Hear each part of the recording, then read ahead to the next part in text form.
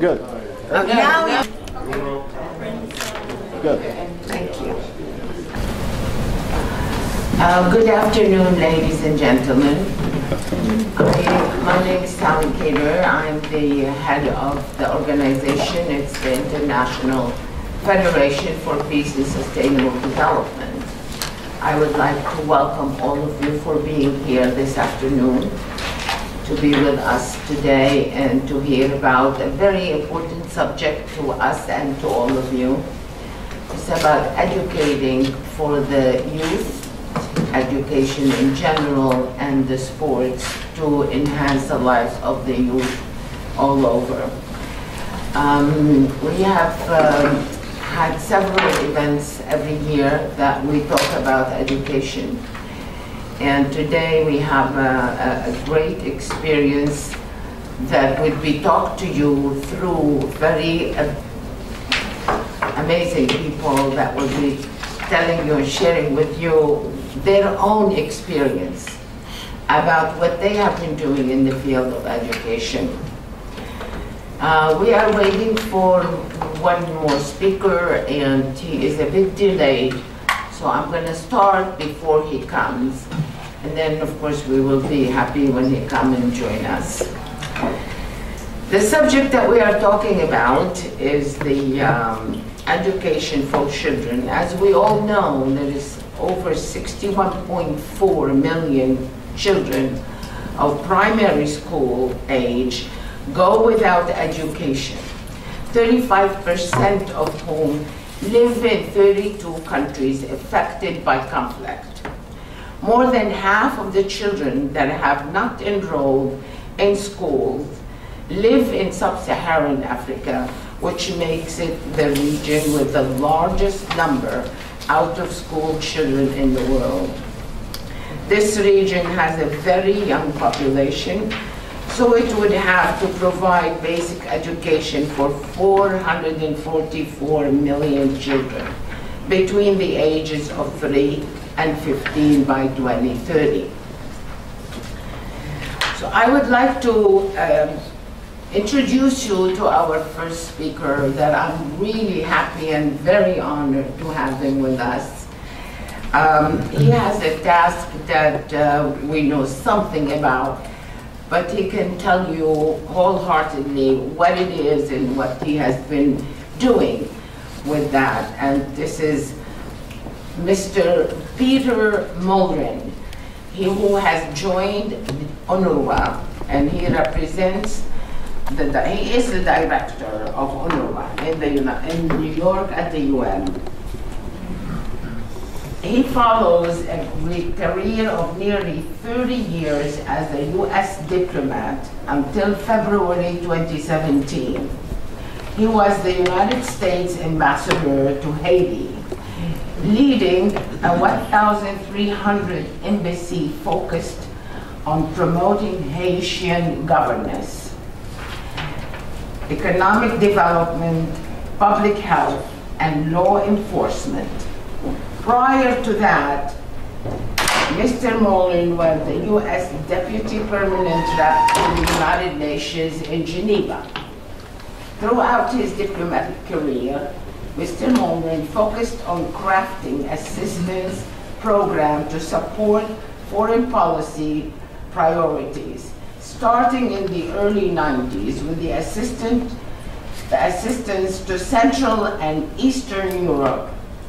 He also was regional director of a program supporting reform in the Middle East and coordinated local governance and development program across Afghanistan. So please give him a big welcome with me. Thank you very much, Sally. It's an honor to be here to discuss really what's the core of UNRWA's business. And for those of you who don't know, UNRWA is a mouthful, and it's an even bigger name. It's the UN Relief and Works Agency for Palestine refugees in the Near East. So UNRWA, believe it or not, is for short. UNRWA was created in 1949 as a temporary agency. with the expectation and hope being that it would take 2 or 3 years to work out what happens to the Palestine refugees who were displaced during the 1948 conflict in Palestine and then Israel. It remains a temporary agency, has been renewed every 3 years for now 68 years. So it's quite the temporary agency. UNRWA is known primarily as a humanitarian organization, which is its core. But as you see in the title, it was called Relief and Works. And the primary initial focus was on providing immediate relief to refugees. But then as the mandate has continued, the mandate became a mission to help the Palestine refugees achieve their human potential until a time when there is a just and lasting solution to the current situation. So we have, in addition to relief, and as you'll see, those who've had to leave Syria, for example, we're back in the relief business with them. There are food insecure refugees in Gaza, etc., and we provide that. But the core of our business in helping them achieve their human potential has been healthcare and education, in the sense that one really cannot achieve human potential without a foundation that is based on health and education. So I would like to talk to you a little bit about the education work that UNRWA does and has done for 68 years now. And I think it's important to understand that while UNRWA is delivering this assistance in a highly politicized and sort of unstable situation, its focus is on quality assistance. Its focus is on trying to help these individuals through education, through having a healthy life, and building a sense of hope that will through them. So, having defined basic education as fundamental to gaining the knowledge and skills to achieve their human development, the UNRWA has now really aligned, or we haven't had to align, our objectives and our assistance are completely aligned with the Sustainable Development Goals that were adopted a couple of years ago. And while, obviously there's an education goal, we believe, and we're not alone, in seeing that education is actually the foundation of achieving all of the Sustainable Development Goals. And it remains one of the most effective ways to combat underdevelopment and poverty. So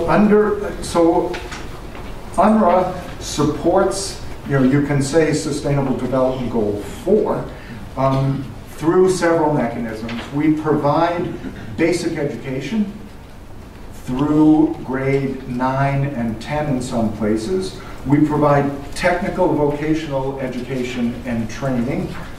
And we provide scholarships for higher education, as well as providing teaching degrees at 2 teacher colleges. Because one of the unique things about UNRWA is we are a rare breed of UN agency because we are the direct service provider.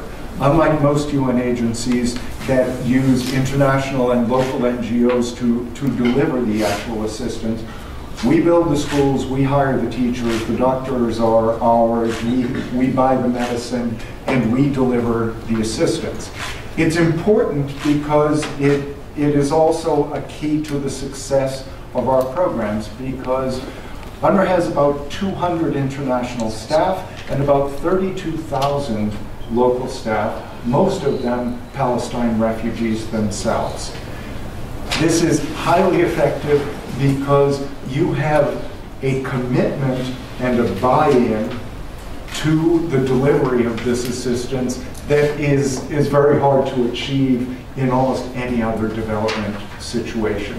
These are people often who live in the same camps or localities as the students that they're teaching or the patients that they're treating. So in basic education, which we see as the very minimum for individuals and societies to move beyond poverty and create a hopeful existence for themselves, UNRWA provides basic education to 526,000 children in over 700 schools across the region being defined as the occupied Palestinian territories, Lebanon, Syria, and Jordan. Beyond basic education, our technical and vocational training provides students with some comparative advantages in finding employment, and really has played an important role as sort of part of the early recovery process in conflict and just post-conflict situations.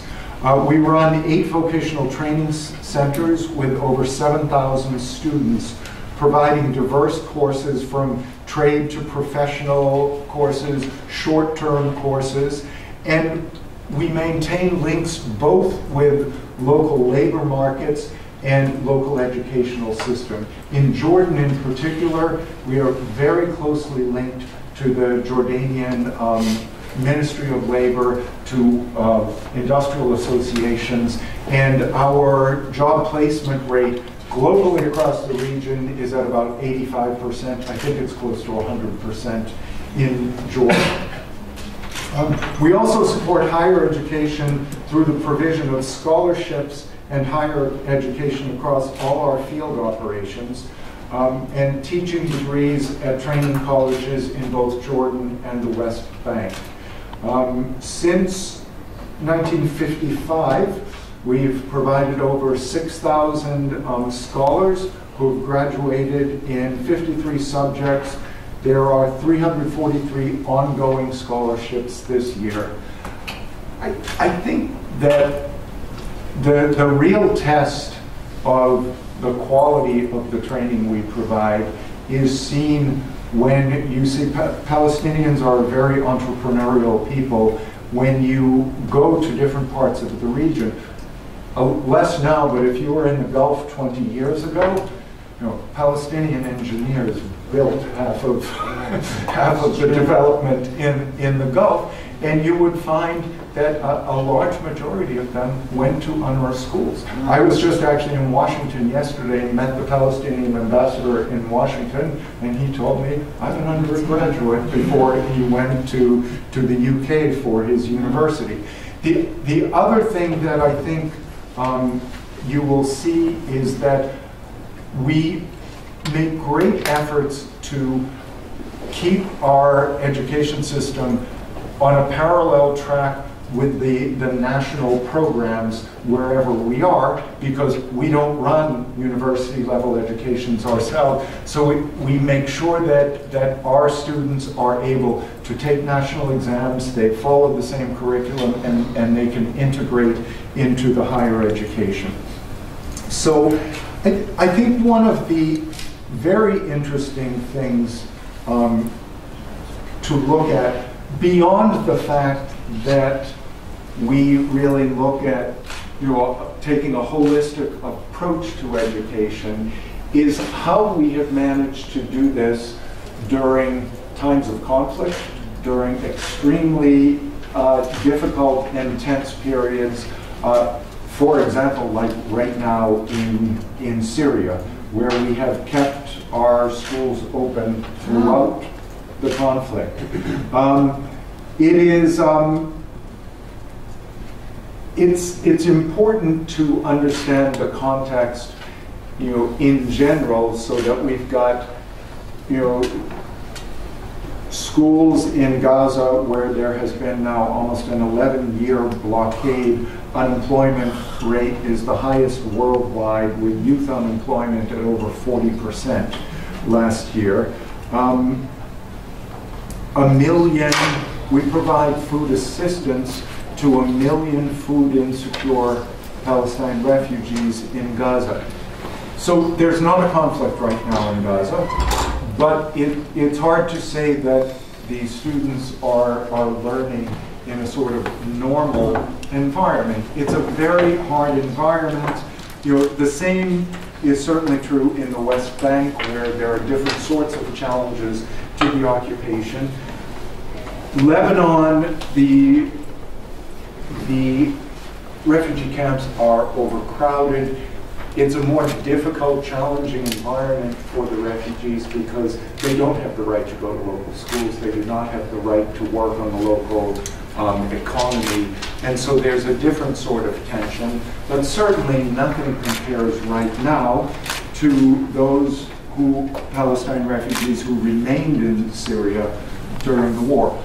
About half of them left. Most of those are in Lebanon. The other half are almost all displaced within Syria.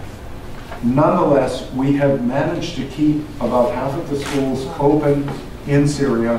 Again, I go back to, you know, the dedication of our local staff and what this means, their determination to maintain some sense of normalcy for their community in this war-torn situation. And so, looking at this holistically, how we're trying to provide an environment that allows students to open their minds, promotes the ideas of tolerance, respect, human rights, in education systems in very difficult situations, where we increasingly see, particularly in places, well, certainly in Syria, increasingly in places like Gaza and Lebanon, across the community and among the student population, children with psychosocial problems. So we have had to take our teacher training to a completely different level so that our teachers themselves are learning how to identify within the classroom children who are having problems that go beyond just the basic learning difficulties, and how we then link to our health program and others to try and deal with the increasing tensions and the psychosocial issues that they're facing.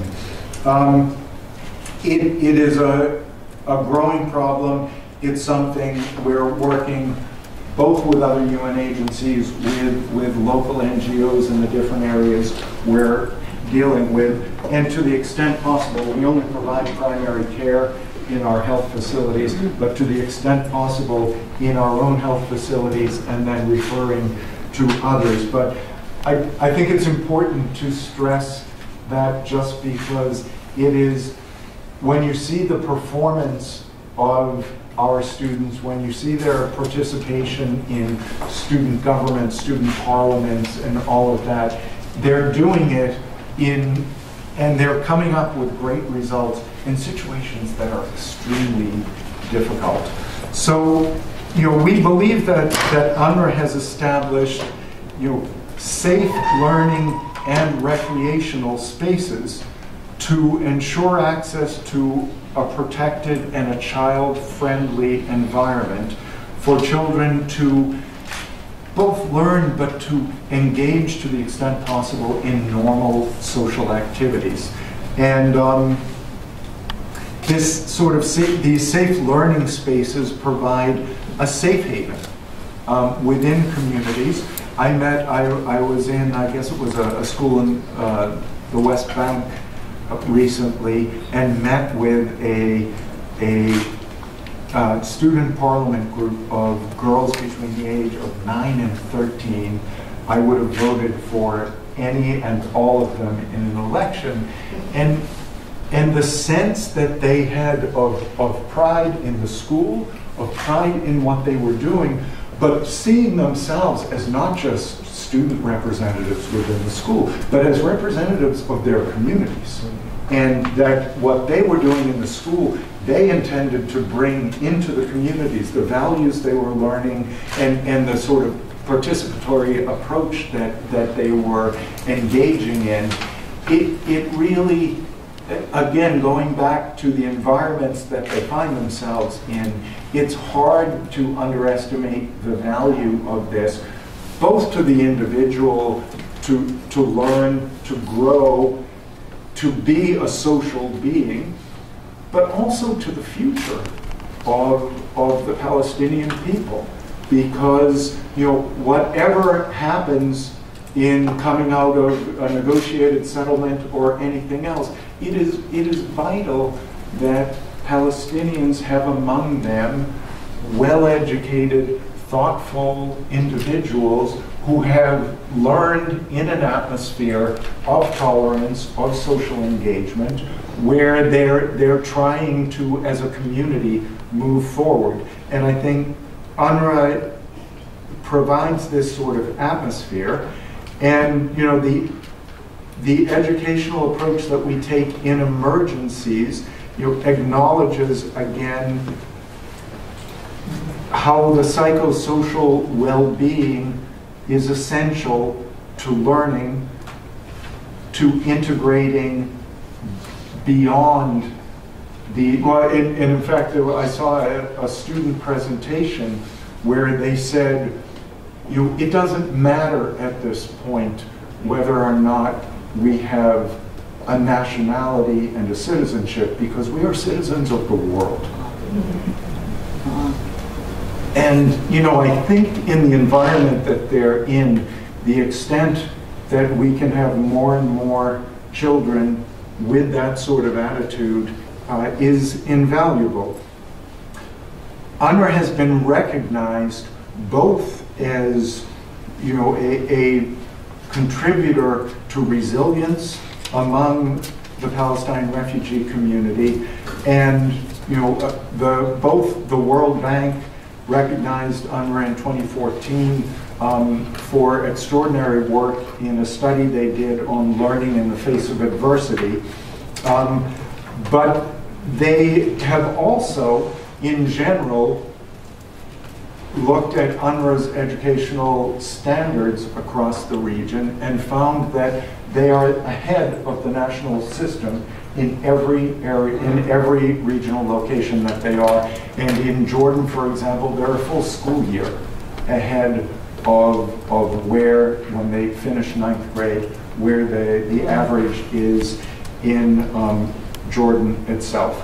So I will leave you with that, but with one sort of footnote to this presentation, which is that, you know, UNRWA has in recent years faced financial difficulties, and that is in part because the needs are growing, because the refugees that we provide services to are in these difficult areas, because we, you know, 10 years ago in Gaza we provided food to 100,000 refugees. It's 1 million now.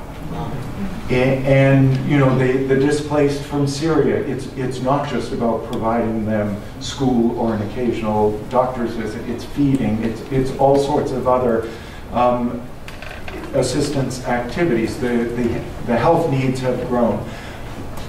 We entered the year with a projected shortfall of almost $150 million.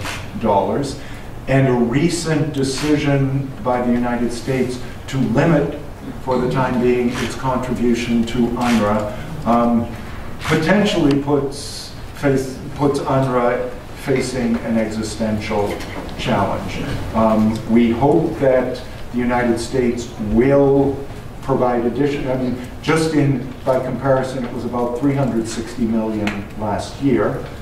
We hope this is a first tranche, and that we will receive a similar amount during the year.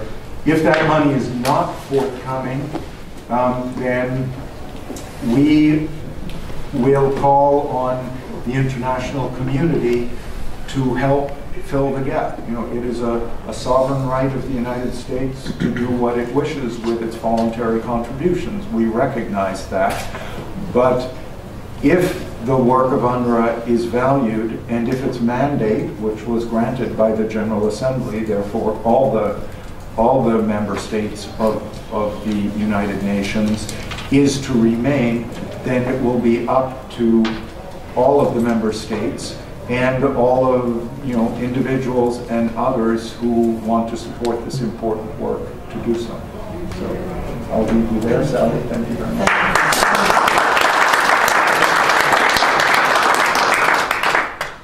This is the work that's also part of the UN, as we all know now. It's an amazing work that UNRWA has been doing for many years, and I know that firsthand. I've met many people who studied at UNRWA.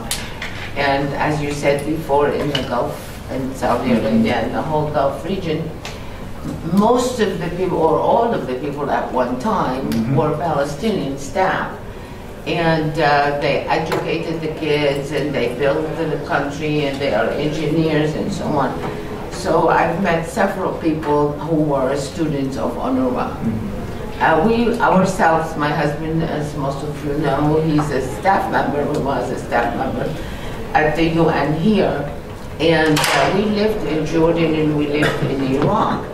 And we also went to the UNRWA schools in Jordan. And the person who was running it at that time, his wife and I became friends, and we started United Nations Women Guild in Jordan because there's so many United Nations offices there. But thank you for your work, and thank you for being here with us, and really appreciate everything you're doing. Really. I have a question before you move on.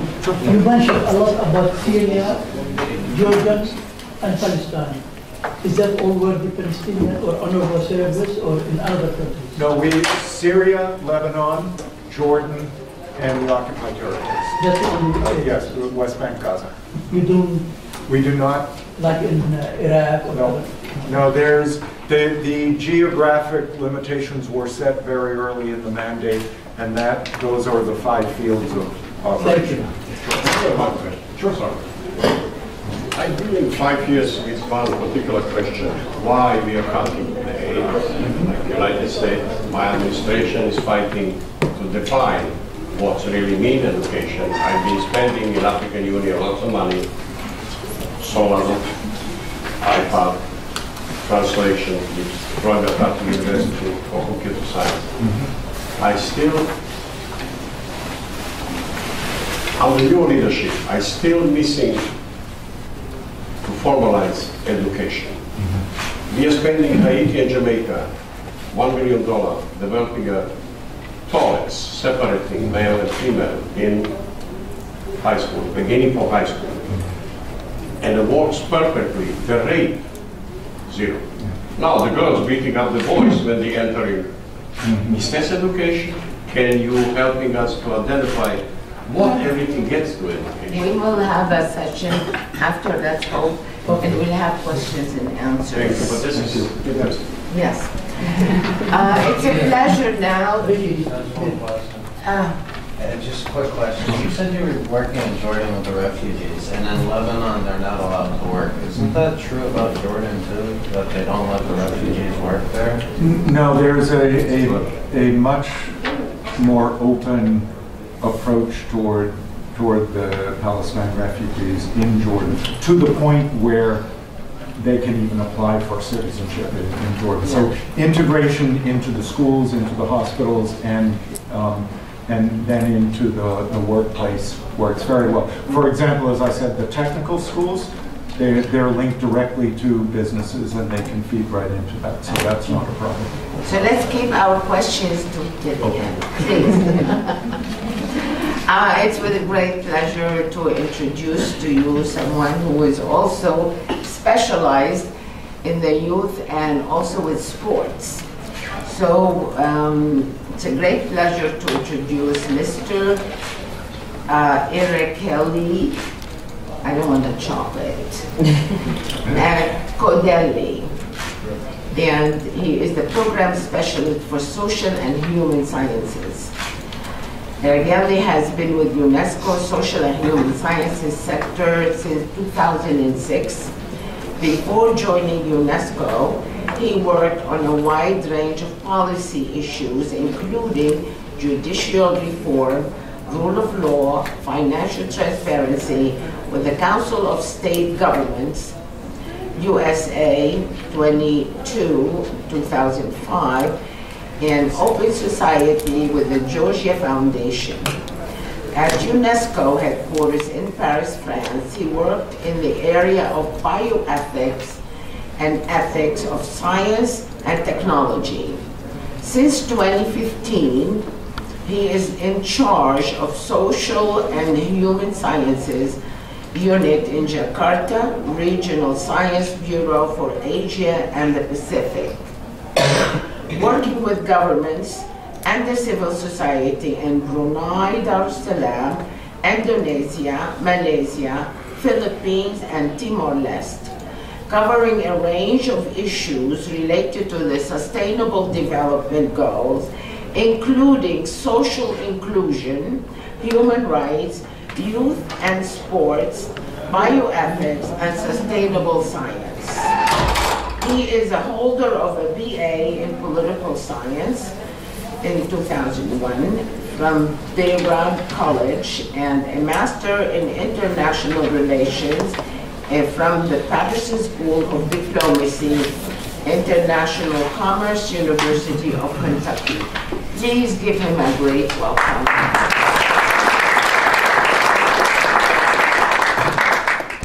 Thank you very much.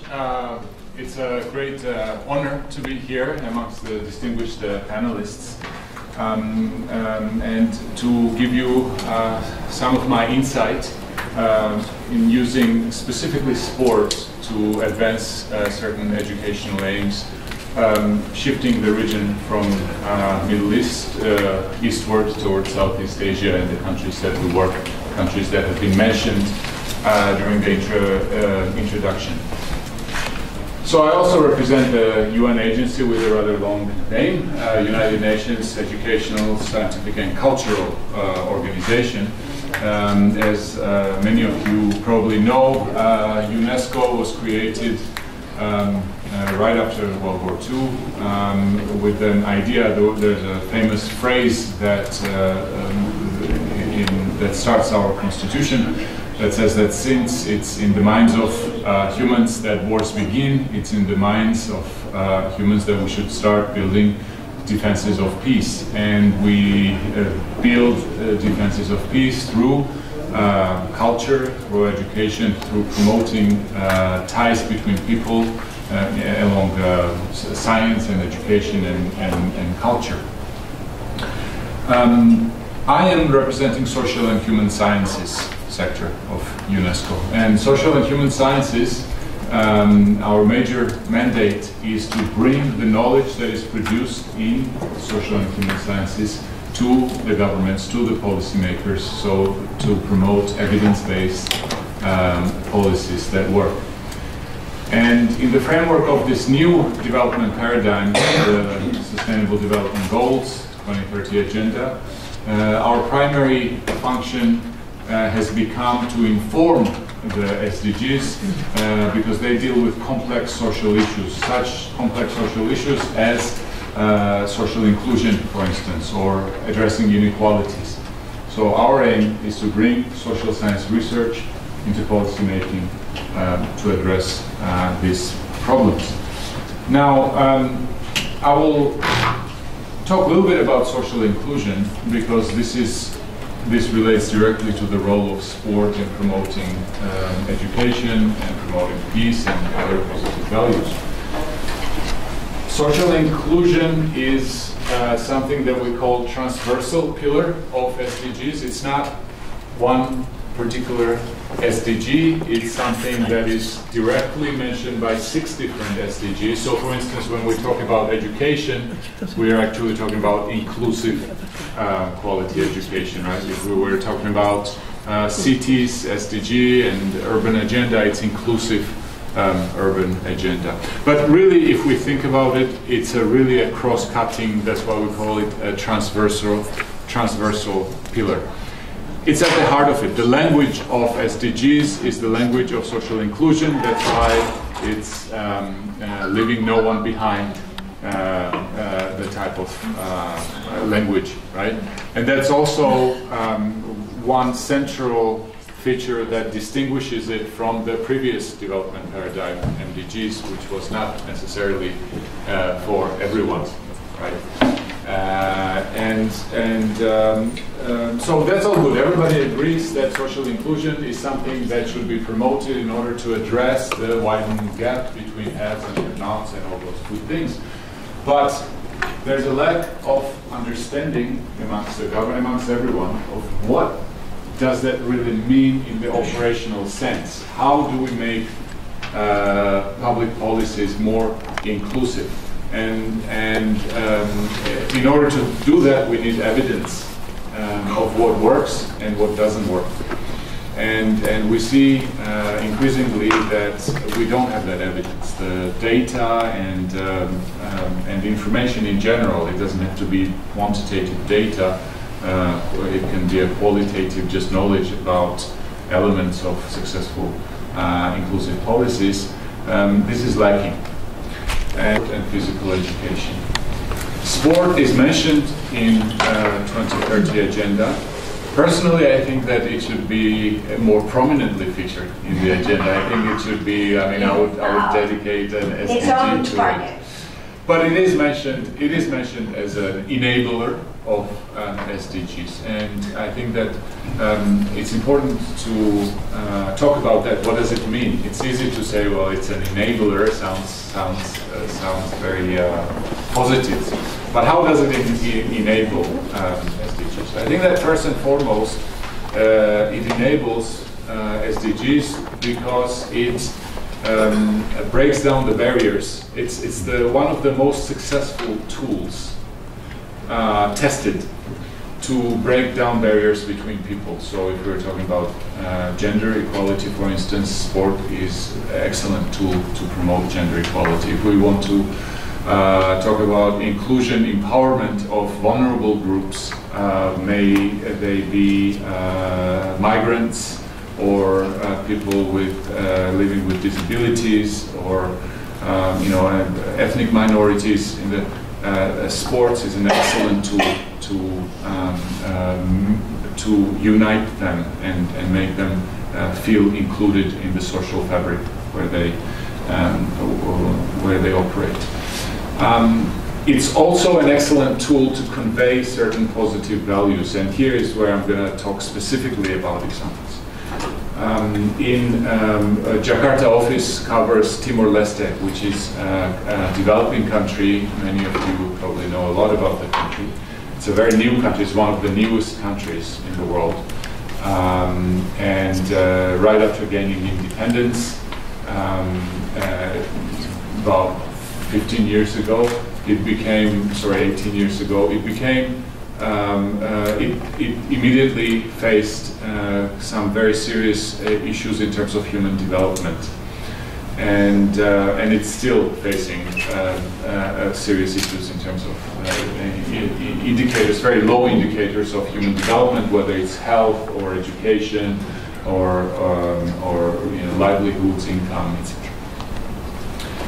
And so we tried to use, working with the local NGOs there, we tried to use sport as a way to convey certain messages, certain positive values in the communities, and specifically targeting the youth in the country. And when you go out, the capital of Timor-Leste is Dili. Dili is, things are happening. You can see some level of development, but when you leave Dili and outside in the districts, you really come face to face with abject poverty and lack of infrastructure and all kinds of difficulties. And I have personally witnessed the power of sport to create something out of nothing. So when there is no, when we talk about using sport to bring people together, we have to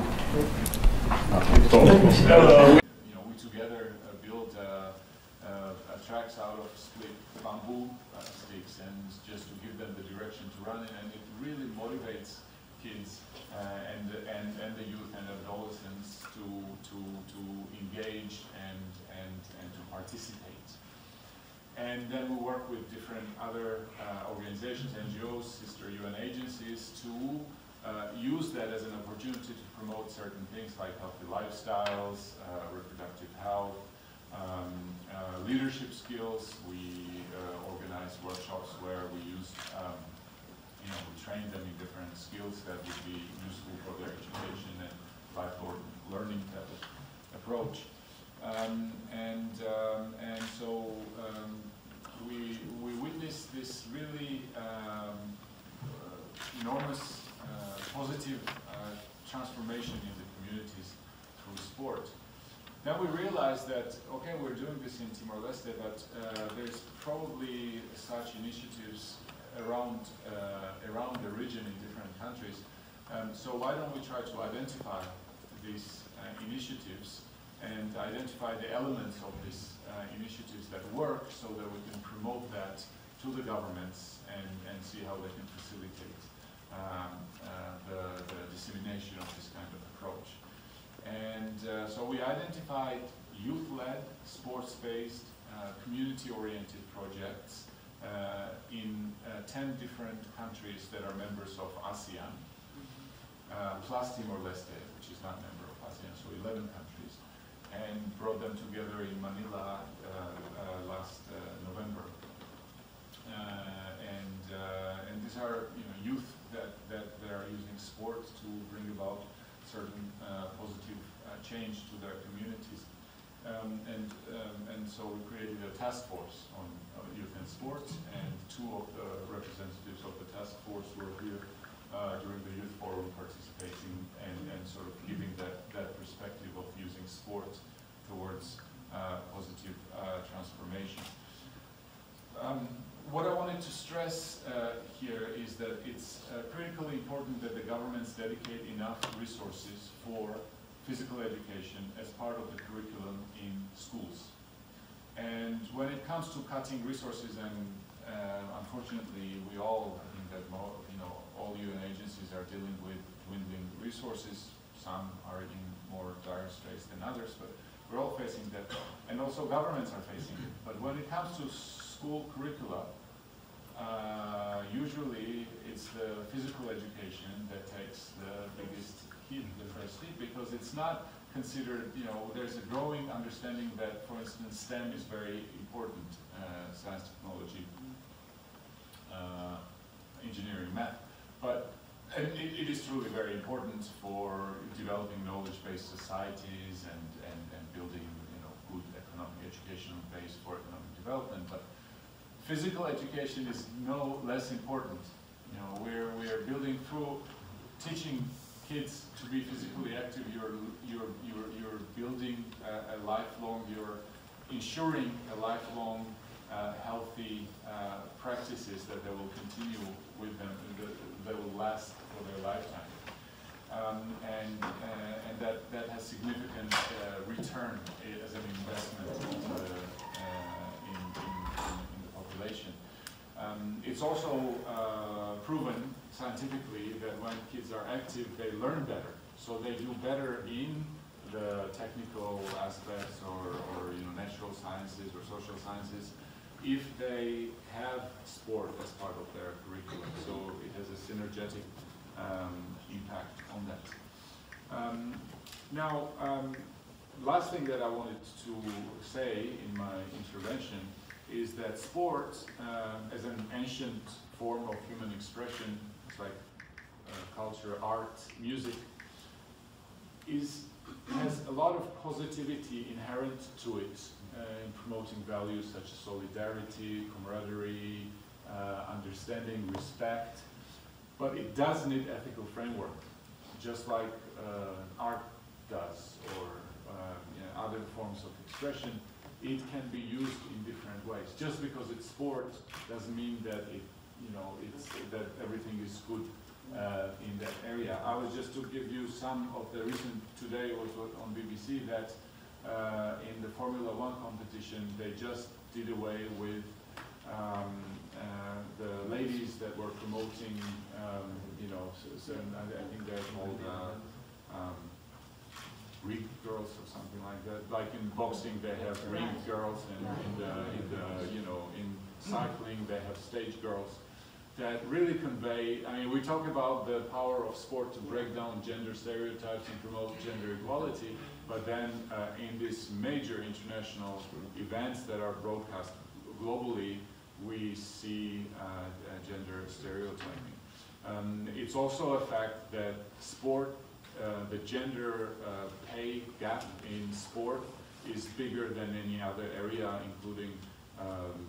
including arts and medicine and other in professional sport. So we have to keep that in mind, and we have to keep in mind that that values, injection of values and ethics in sport through proper policies is necessary. And of course, then there's an issue of doping, for instance, and how different commercial pressures on sports affect the behavior of people involved in sport and how it's. Interestingly, UNESCO also has the convention against the International Convention against Doping is a UNESCO instrument, and we're trying to promote that and to eradicate doping in sport. So with that, I'll conclude my intervention. Thank you very much.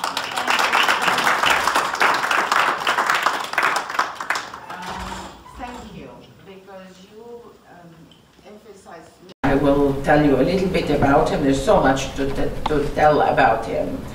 His Excellency Dr. Mamadou Tangara is the ambassador and permanent representative of the permanent mission of the Republic of Gambia to the United Nations in New York.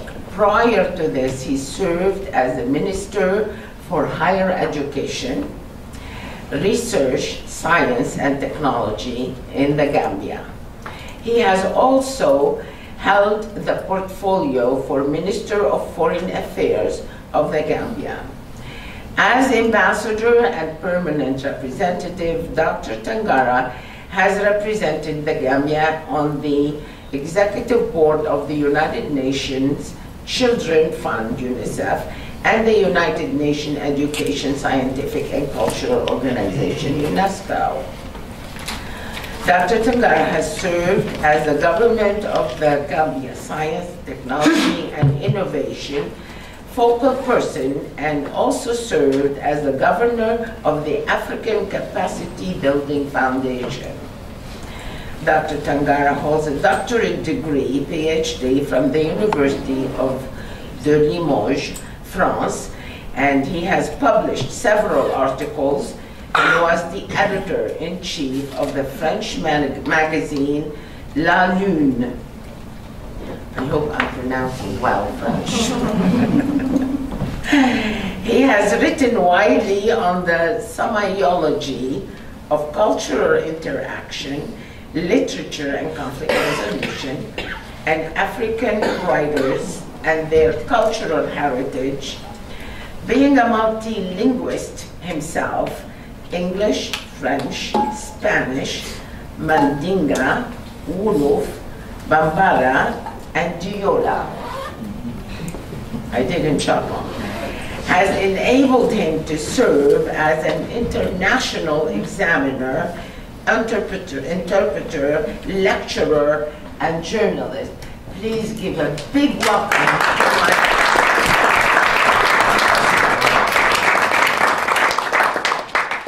Thank you very much, Sally, and my apologies for being late. I was caught up in several meetings today, especially a meeting with PBSO, the Peace Building Support Office. As you know, last year, for those who do not know it, the Gambia experienced the first democratic transition in our country. And at first we were the pride of Africa because the president who ruled for 22 years and I served as his foreign minister and minister of higher education accepted defeat But 1 week later, he decided to make a U-turn and rejected the results. And then we decided, as a permanent mission, he wrote to me, sending me so-called evidences to defend the position. I look at it and I said, no, I'm not defending this, because I'm not convinced about the evidence. And if I'm not convinced, I don't see how I can convince my colleagues. I prefer keeping my dignity, my integrity, and losing all the privileges. So I rejected it. And then we mobilized other colleagues around the world to join us. Some decided to join us, others refused.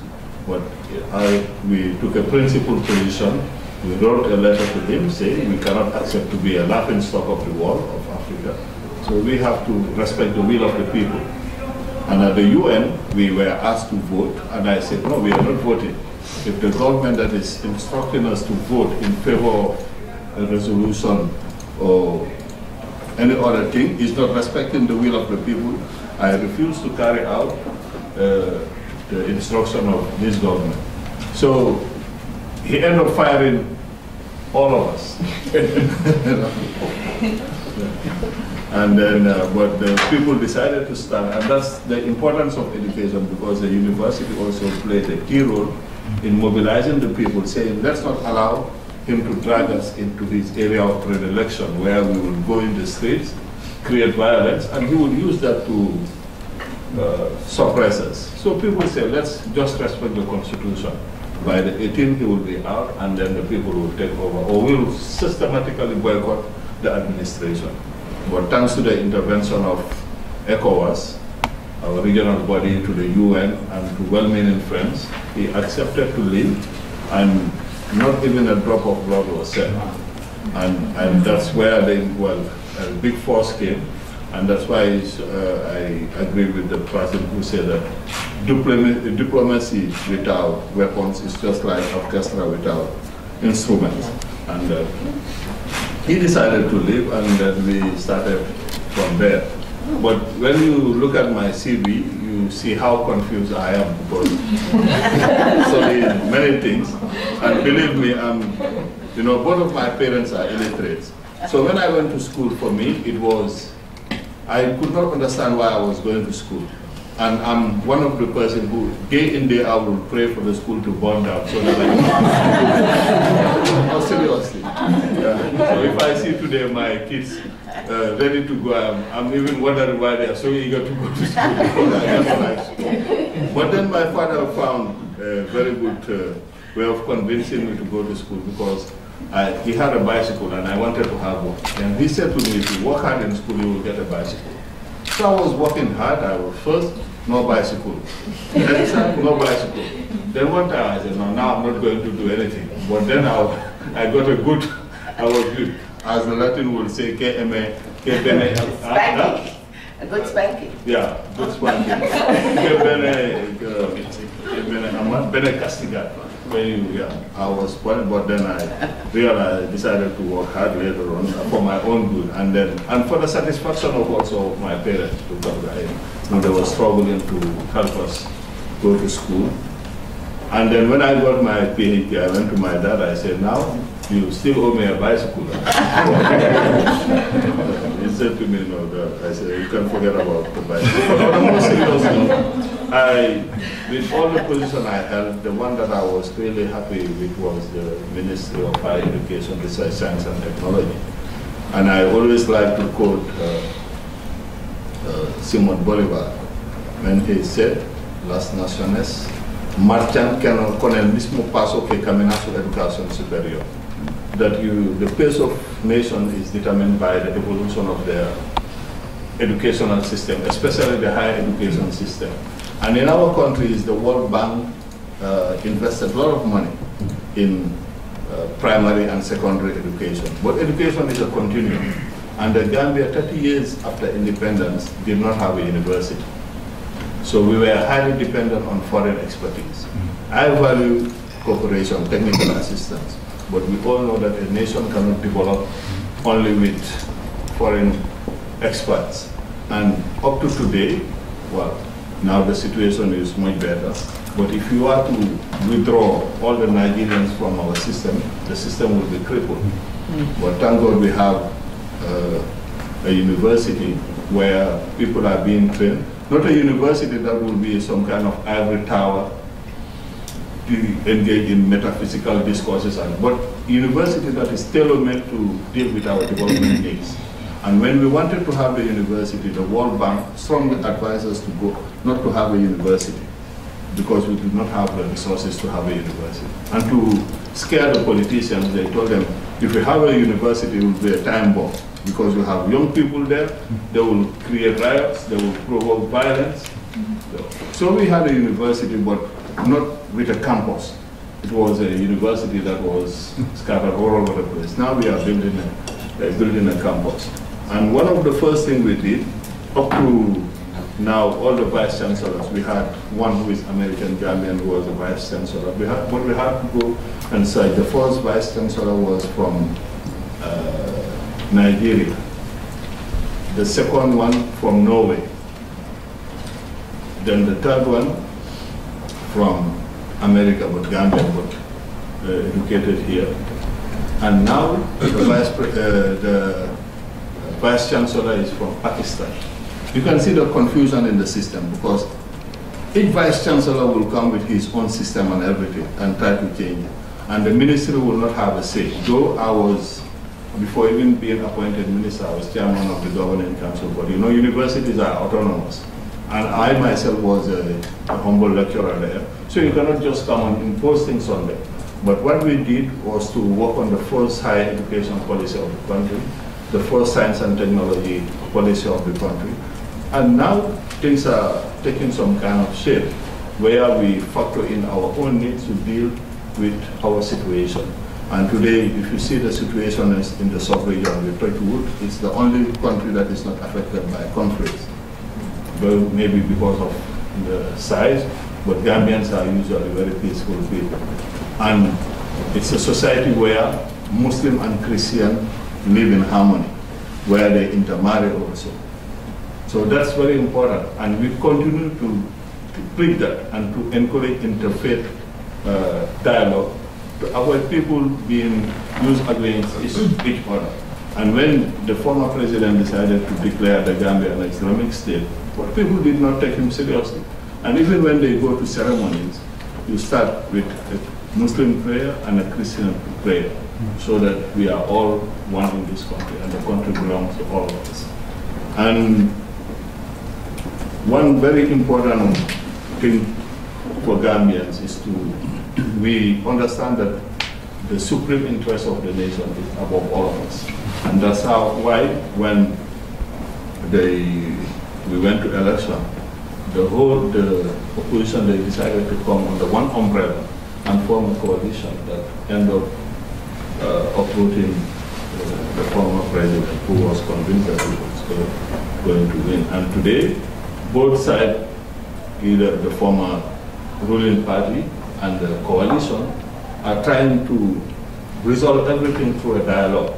And we have a transitional justice process that will even deal with the human rights violation that we have in that country, so that we see how we can heal the wounds without fighting each other. Because at the end of the day, the resources, and the former president himself used to tell me that he cannot understand why Africans are using so much resources in fighting each other just for a piece of land where they can use the money to develop their country. And he was all the time saying, and credit to him, that the worst virus that we are suffering from is ignorance, because you cannot understand the amount of resources that we have in Africa and the abject poverty in which people are living. And if you look at the situation of the continent, wherever you have huge resources, you have proxy wars, where you start killing each other. If you take the example of Sierra Leone in the past, whilst they were killing each other, you have a group of mercenaries called the Executive Outcome that was protecting diamond mines, and Sierra Leoneans were killing each other and they were plundering their resources. And today, the young people represent a fertile ground for extremist groups to recruit people, like Boko Haram and others. So I sincerely believe the key to go out of this vicious circle is through education. Yeah. That will take us out of the vicious circle of poverty, but also maintain and sustain peace in our country, because you cannot be manipulated by some dark forces who have their own motive, their own agenda. And if you look at the situation in the Sahel region, they've arrested some so-called Amir of Boko Haram, who cannot even read a verse of the Quran. Right. Yeah. But they will make you believe that if you fight, you die, you're going to heaven. I prefer having heaven here because I don't know what happens in heaven. But unfortunately, that's a sad reality. And education is good, but also quality education. Because what we are also seeing in our region is a mushrooming of degree mills, where because people are ready to invest in education. And you have all kinds of institutions, but at the end of the day, sorry to say, but what you will get will be a further paper that you're going to use anyway, unfortunately.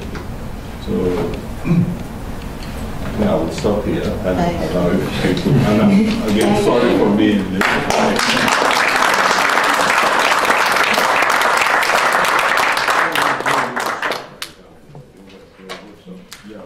You are delightful. Even the junior champion. But, you know, I was really good at swimming, dance, that other kind of stuff. But when it came time to be picked, I just, you know, really damaged my self-esteem because I was terrible at it. So it's great to have kids involved in sports. How do you involve kids who aren't good at ball sports? Shall I? Yeah, please. Sure. In this case, of course, the focus should not be a competition, but participation and giving everybody a chance. Regardless, so it's equity. You know, finding equitable ways to use sport to promote certain positive values. And that can be a rather technical. I mean, you know, what are the good approaches to that? And UNESCO has done a comprehensive study and produced quality physical education guidelines that we're trying to promote worldwide. And they're flexible enough that they can be introduced in any kind of cultural or national setting. And they're based precisely on these considerations that sport can be a very competitive thing, and that's not what we want to promote.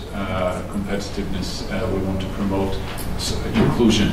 And so how can teachers use, you know, how should the curriculum be structured so that it promotes participation rather than competition? But I think that's a very valid point, because as I said, sport can be misused for, you know, to promote inequality as well, but when it's done in the right way, it has a great power to transform society. Yeah, because it has included everybody, and I've seen the kids, and it's of course documented in history, and of course South Africa is a big example of that, that they all played together regardless of color, religion, or whatever. Now, excelling and becoming a super athlete for Olympics, that's another story. But we're going to take baby steps first. I like to watch them, and I clap a lot. So that's another one. The problem is we are doing a sport contribution to political parties for re-election. Sport, I was 2 World Cup player. I know how much they use before political election, and it does become problem. So we are really not using it for peace. I played 14 years and fail everywhere to contribute to peace. So become really, that's what Mr. Kader doing here. I like to see continued next year what really we are achieved with this. This is what I'm fighting in United Nations. Continues, get it to the project and be satisfied. Yeah, I will appreciate it in this. Thank you. Yeah, go ahead. Excuse me. I love these points everybody's mentioned, certainly about kids being resourceful, creating balls out of anything that is in their environment. Hi, Ambassador Tangara, it's a pleasure to hear part of your story, but I'd like to hear the middle part when you went from Your mom, was it being illiterate and you didn't want to go to school, you wished the school would burn down, and then, well, you're an ambassador, what happened in between? Not only ambassador, but with a PhD, not all of us Right. get a PhD. I mean, something went on. Well, as I said, I was motivated by the idea of getting my bicycle. And up to today, I cannot ride a bicycle because I'm still waiting for a bicycle. Now you want a motorcycle. Huh? You want a motorcycle. No, I must first learn how to ride a bicycle because the motorcycle is dangerous for me. But the important thing is that in the middle, well, at some point you realize that you're going to school not for your parents but for yourself.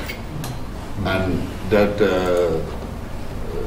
thirst for self-knowledge also will urge you to go beyond beyond even the expectation of your own parents.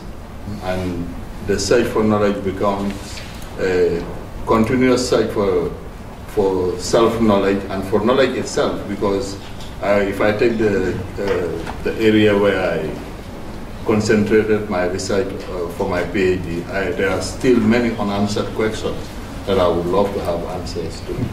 And I think my dream after was not to be a diplomat or to find myself in a ministerial position, but just to go back to university and continue my research. But I found myself by accident into politics. Sports when I was young, so I was paying attention more to diplomacy and public relations. Nevertheless, I think that sports is in every one of us. And without practicing, without even maybe watching some competitions, and we are looking forward to the Olympic Games, I think that we will not be able to maintain the spirit, the good spirit and the healthy spirit in us. So I thank you for organizing this event. Thank you for coming. Thank you. Any more questions? Yes, please. TR from the mission of Tajikistan. Thank you very much, Madam Kader, for organizing this important event, bringing us together to discuss this important issue. And thank you, Dr. Tangara, Ambassador Muller, and Mr. Kodeli for sharing your ideas and views. I fully support what was said with regard to the, I would say, interlinkages of sport and education with other SDGs. And we believe that the promotion of sport and education is one of the mechanisms of prevention of the radicalization of the young generation, of prevention of trafficking, using of drugs, etc. And here I would like to bring a short example of Tajikistan. That most of you are aware that Tajikistan is a young country, and we got our independence in 1991. And unfortunately, we passed the civil war, started in 1992 to 1997. And after the civil conflict and post-conflict rehabilitation, the government of Tajikistan starting financing on the young generation, and by developing national strategies, etc. And now the population of Tajikistan is 8.5 million, and 54% of the population of Tajikistan consists of the young generation.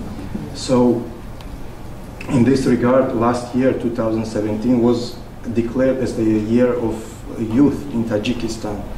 And within this year, the government of Tajikistan provided about 100 cultural, educational, and sport infrastructures for the people. And we see how the young generation now is engaged in sport, and we see now how the radical groups, activization of the radical groups in our region, and the governments in combating the radical groups, in particular in Afghanistan. So we do believe that promoting sports and education is a mechanism of prevention of the radicalization, etc.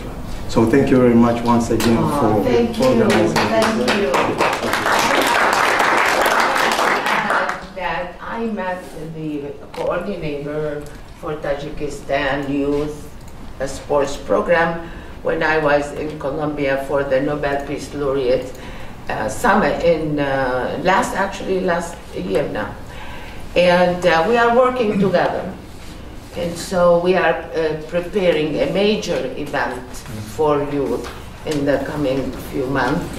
And we have, sports is very important to us as education, to our organization. And we have, people and young people actually that we can tap on over the world, almost 1 million youth under our auspices. So I am very humbled and honored that I'm able to do what I can to bring the people together. And I'm very happy that you are here. And we are working on a major event with Tajikistan. And thank you. Thank you. Any more questions? Anyone would like to end with this comment? No, thank you so much for bringing us together. It was a wonderful event.